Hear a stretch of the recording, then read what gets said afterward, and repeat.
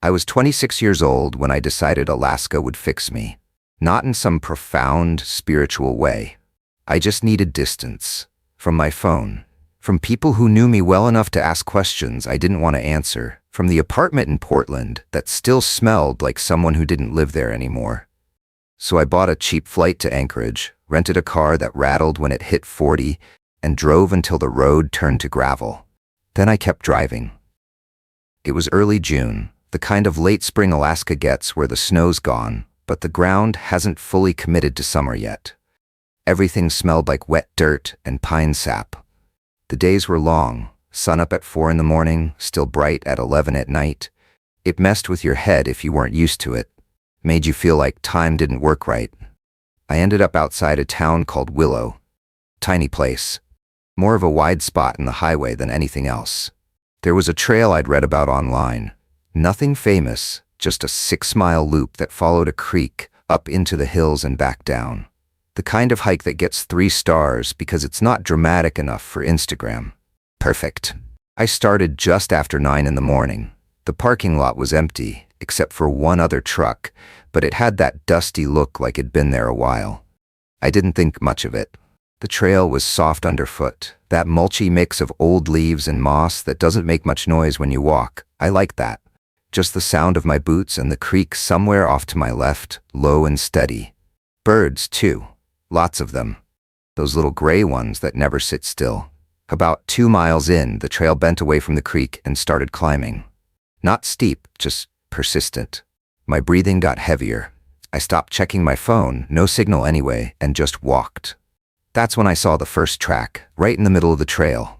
A print in a patch of mud near a rotted log. Bigger than my hand if I spread my fingers wide, 5 toes. Claw marks way out in front. Bare. I stood there looking at it longer than I should have. It wasn't fresh, the edges were soft, maybe a day old, maybe more. I'd seen bear tracks before. Once in Oregon, a few times in Wyoming. You see them, you make noise, you move on. That's what you're supposed to do. I looked around. The forest was still. Not quiet. I could still hear the birds. But still, like nothing was moving except the wind in the tops of the trees. I pulled out the little canister of bear spray I'd bought at the gas station in Anchorage, checked that the safety clip was off, clipped it to my belt, and I kept walking. Because the track was old. Because it was the middle of the day. Because I'd come all this way and I wasn't going to turn around over a footprint. Because I thought I was being smart. I didn't see it at first. I heard it. A crack. Sharp. Like someone stepping on a thick branch about 30 yards behind me. I stopped, turned, saw nothing but trees in the slope I'd just climbed. The birds had gone quiet. That's the thing they don't tell you. Animals always know first. The forest doesn't go silent because you're there. It goes silent because something else is. I waited, maybe 20 seconds. Nothing moved. So I started walking again, faster this time, and I made noise. Talked to myself, said, "Hey bear," every few steps like the guidebooks tell you. My voice sounded small out there. Another crack, closer. I stopped again, and this time I turned all the way around, and that's when I saw it. About 40 feet back. Standing just off the trail in a gap between 2 spruce trees. A grizzly. Big. Not the biggest I'd ever seen in photos, but big enough that my brain kind of stuttered trying to make sense of the size. Its shoulders were higher than my chest would be if I stood next to it. Dark brown, almost chocolate, with lighter fur around its face and ears. It wasn't moving, just standing there, watching me. I remembered what I was supposed to do. Don't run. Don't make eye contact. Make yourself big. Back away slowly. I raised my arms, started stepping backward. Kept my eyes on its legs, not its face. "Hey bear, it's okay, I'm leaving." It didn't move. I took 5 more steps back, then 10. My heart was slamming so hard I could feel it in my throat. The trail curved ahead, and I knew if I could just get around that bend, I could put some distance between us. Maybe it would lose interest. I turned, walked fast, not running, not quite. I made it maybe 200 yards before I stopped to look back. It was still there, still following. Not running, not charging, just walking. The same pace I was walking, like it had all the time in the world. That's when my brain started doing the math. I was 3 miles from the trailhead. Maybe more. The trail looped, so going forward was about the same distance as going back, And either way, I had to move through open terrain with something tracking me. I kept going, faster now. My breath coming hard not because of the pace, but because I couldn't pull in a full lungful of air anymore. Everything felt tight. The trail opened up into a meadow, waist-high grass, a few scattered trees. I hated it immediately, too exposed. But I didn't have a choice. Halfway across, I looked back again. It had closed the distance. Maybe 25 feet now, still walking. Its head low, swaying slightly with each step. It wasn't looking around, wasn't distracted. Just locked on me. I pulled the bear spray off my belt, held it out in front of me. My hand was shaking so bad I almost dropped it. "Get back," I yelled. My voice cracked. "Go on." It stopped. For maybe 3 seconds we just stood there. Me in the middle of that meadow, arm outstretched like an idiot. The bear watching. Then it sat down, just dropped onto its haunches like a dog and stared at me. I didn't know what that meant. I didn't know if that was better or worse. So I kept backing up, and when I hit the trees on the far side of the meadow, I finally turned and moved faster. The trail started climbing again, steeper this time. My legs were burning, and I realized I hadn't had water in over an hour. I'd left my pack back at the car with my extra bottle because I thought this was just a short morning hike. Stupid. I found a spot where the trail cut between two big rocks, narrow enough that I could see anything coming from below. I stopped there, crouched, tried to catch my breath, listened. At first, nothing. Then I heard it, not a crack this time, a huff, low and wet like a horse exhaling hard. It was still down there. I checked my phone, still no signal. The time said 11:47 a.m. I'd been on the trail for almost 3 hours. The sun was still high. That should have been comforting. It wasn't. Because I realized something sitting there between those rocks, trying not to shake, trying to think. It wasn't trying to catch me. It was hurting me. Every time I moved, it adjusted, kept me going the direction it wanted, away from the trailhead, higher, deeper. And the thing about Alaska in June is the sun doesn't set until after midnight, which meant I had hours left in the day. And so did it. I stayed in that spot for 20 minutes. Maybe longer, waiting to see if it would get bored, if it would leave. It didn't. I could hear it moving around below me, slow, deliberate, sometimes close enough that I heard brush dragging across fur. My legs were cramping. I had to move, so I did, and it followed. I don't remember making the decision to run. 1 second, I was crouched between those rocks, listening to it move through the brush below.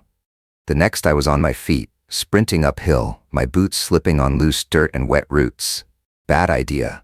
I knew it was a bad idea even as I was doing it. But I'd been sitting there for so long, legs cramping, chest tight, every sound turning my spine into ice, and something in me just snapped. That animal part of your brain that doesn't care about logic. It just says, move. I heard it behind me immediately. Not chasing, not yet, but faster, heavier, crashing through the undergrowth like it didn't need to be quiet anymore. The trail was steep. My lungs were screaming. I wasn't thinking about where I was going, just away. Then the ground disappeared. Not all at once. Just, my foot came down and there was nothing under it, and I fell forward, hard, into a dry creek bed I didn't even know was there. Landed on my side. Felt something in my ribs pop. For a few seconds I couldn't breathe. Just laid there in the dirt, staring up at the sky through the trees, trying to pull air into my chest, and I heard it again. That huff. Wet and low. I rolled onto my stomach. Looked up. It was at the edge of the creek bed. Maybe 15 feet above me. Just standing there, looking down. This was it. I pulled the bear spray out. I'd somehow held onto it when I fell, and I aimed it up at the bear, and I pressed down on the trigger. Nothing happened. Safety was back on. Must have flipped when I hit the ground. My hands were shaking so bad I could barely grip it. I fumbled with the clip, got it off, raised it again. The bear huffed, took 1 step closer to the edge. I sprayed. The orange cloud shot up and out, but the wind, I hadn't thought about the wind. It caught the spray and pulled it sideways, away from the bear, and some of it blew back into my face. My eyes lit up like someone had poured acid in them. I couldn't see, couldn't breathe, just blind and choking, and collapsed in the dirt, waiting for it to come down and finish me. I don't know how long I stayed like that. When I could finally open my eyes again, barely, just slits, everything blurry and on fire, I looked up. It was gone. I waited, listened. Nothing, just wind, just trees. I sat there in that creek bed for another hour, maybe two. I couldn't tell anymore. Time felt broken. My ribs hurt every time I breathed. My face was swollen. I kept thinking I heard it moving somewhere close, but I never saw it again. Eventually I started moving, slow, limping, following the creek bed down because I didn't trust myself to find the trail. It took me 4 more hours to reach the trailhead. The parking lot was empty. My car was the only one there. That other truck was gone. I sat in the driver's seat and I didn't move for a long time, just stared out the windshield at the trees. They found the bear 2 weeks later. I didn't report it right away. I didn't know what to say. A bear followed me sounded stupid, like I'd panicked over nothing. But another hiker saw it. Same trail, same bear probably. It had been getting into trash near one of the campgrounds. Fish and Game went out and tagged it, relocated it further north. The ranger I talked to said it was a young male, maybe 4 years old, not fully grown, probably just curious. They do that sometimes, he said. Follow people, trying to figure out what you are. Usually they get bored. Usually. I never went back to Alaska. I thought I would. Thought I'd prove something to myself, but I didn't. I still hike, just not alone, and not anywhere remote. I stay on popular trails now, the crowded ones, the kind with families and dogs and people listening to music on their phones. Sometimes I'll be walking and I'll hear a branch snap behind me and I'll stop, fully stop, turn around, check. It's always nothing. But I check anyway, because the thing I learned out there, sitting in that creek bed, half blind, ribs screaming, waiting to die, is that nature doesn't care if you respect it. It doesn't care if you're careful, or if you're reckless, or if you bought the right gear. It just is. And you're either lucky or you're not. I was lucky, but I still hear that huff sometimes. Late at night when the house is quiet, low and wet and patient, and I wonder if it remembers me too.